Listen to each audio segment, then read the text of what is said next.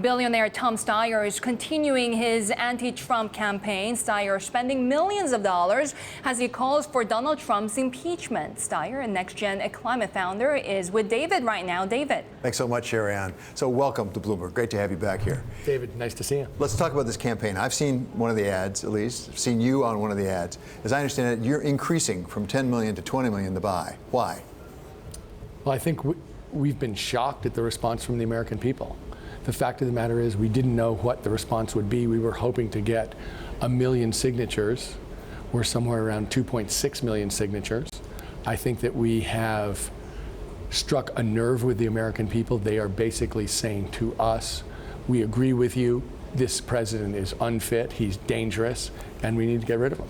So Donald Trump throughout has had a limit to how much popularity he has. It's been somewhere around 30%, 35%, something like that. It's never gone above that. So you've always had 65, 70% of the country against him. Is it different now, or is it just what we've seen throughout the entire campaign? Well, I think two things have happened. One is he has met the criteria for impeachment. And you know, I think constitutional scholars will go into that. But I think secondly, we've seen a chance that he is actually a danger to the health and safety of the American people. So before, during the campaign, it was theoretical. Now we can see his actions. We can see that the American people are at risk.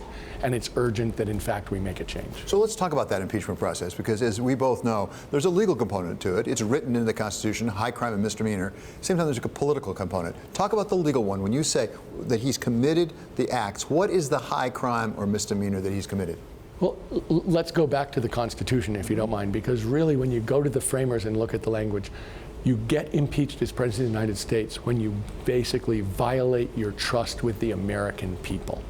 And traditionally, that's meant things like obstructing justice, firing the head of the FBI because he's examining your ties with Russia is definitely obstructing justice. Taking payments from foreign countries is absolutely forbidden under the Constitution. This president has definitely taken payments from foreign countries through his businesses. Directing the Justice Department publicly to go after your political adversaries on a criminal basis is obstructing justice, is a clear violation. So the fact of the matter is he has definitely met the historical standards for impeachment and more. But it's really about the urgency, David. It's about what he's doing that is threatening the safety of the American people, which means that's why we're going to Americans and say, raise your voices, because it's important that it happen and we can't wait. So you just made a number of very serious factual allegations, and there are people on the other side who would say there are questions about every one of the things you just said. We have a special counsel right now in Robert Mueller, who's assigned to look into any number of the things that you just mentioned. Why isn't that the proper mechanism? We all have been, after all, through this with Watergate, with Richard Nixon, and it worked. There is a special prosecutor. We're entirely supportive of what he's doing. But the fact of the matter is, this president has told us these things. He said, I fired FBI Director Comey because he was doing insisted on doing the Russian investigation.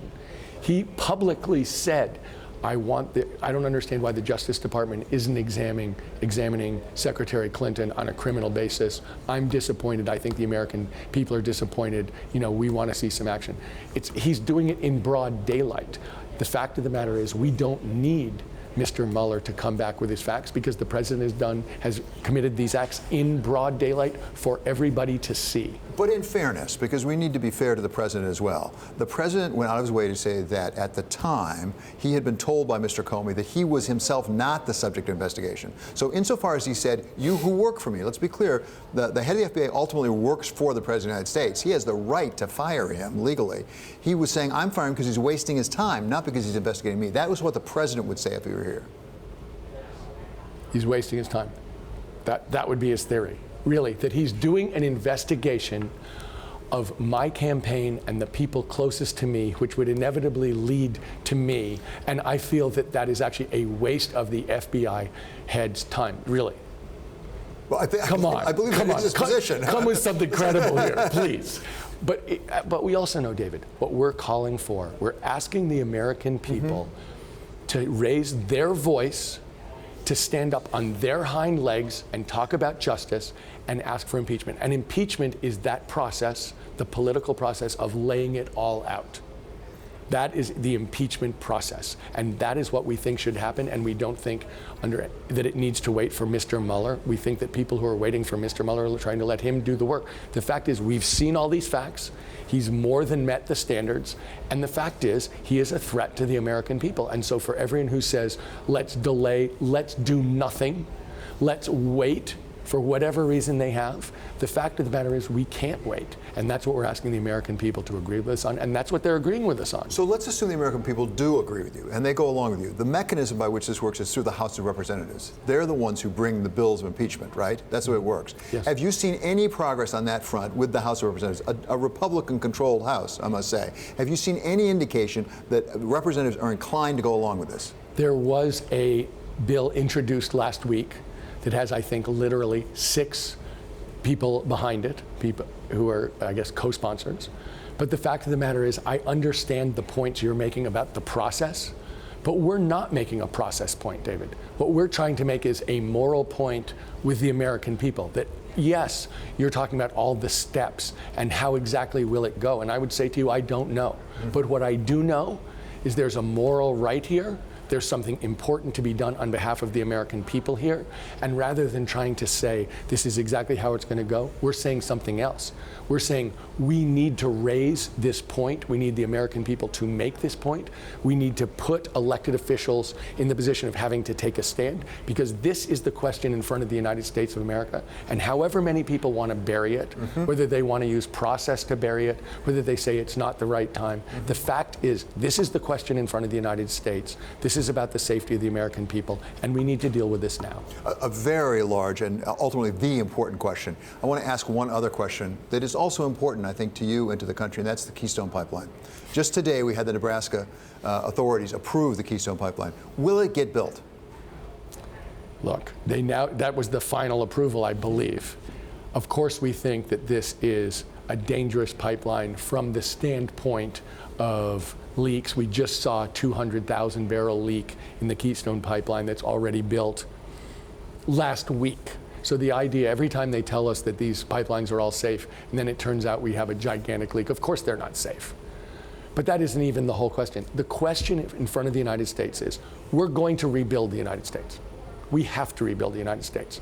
We should be rebuilding it in a green, sustainable fashion where we create jobs all over the country, creating infrastructure that will last for 50 to 100 years. What we're doing instead is building the wrong things in the wrong places because they're there to be done. The fact of the matter is, we don't need that energy. That energy is going to prove to be disastrous. That is going to turn out to be an incredibly stupid decision, whereas in fact, we should be spending our time creating good paying jobs all across America in every single rural and urban community to build the kind of sustainable infrastructure that will let our country be healthier and richer. So this kind of decision, where it will lead to the old-fashioned kind of pollution, is also incredibly short-sighted and just plain dumb. Simply put, will you support, personally, litigation to stop it? Well, I haven't seen, that is a conditional question based on some suppositions, as in, is there a leg to stand on? Yeah. I'd have to look and see. I obviously think this is a tragic mistake. I really do. I think this is, for a whole bunch of reasons, absolutely the wrong way to think about the United States. One of the problems I have with the Trump administration is not only are they doing all these bad things, they're missing the chance to do all the good things. They're missing the chance to invest in the American people. Every time I see them cut education, cut health, cut training, cut food for poor kids, I think you're missing the point. America succeeds when Americans succeed. Every time I see them build something that is a perfect decision for 1950, I say, we're not in 1950, pal. It's 2017. We should have our eye on 2050. We should be building infrastructure that's going to take us there in the smartest, most prosperous way and create the jobs along the way. So it absolutely drives me crazy to see them miss opportunity after opportunity to improve the lives of Americans. It just drives me crazy. Okay. Many thanks to Tom Steyer. David, Among other nice to things, see you. he's NextGen Climate Action Funder. Great, Tom. Thank you.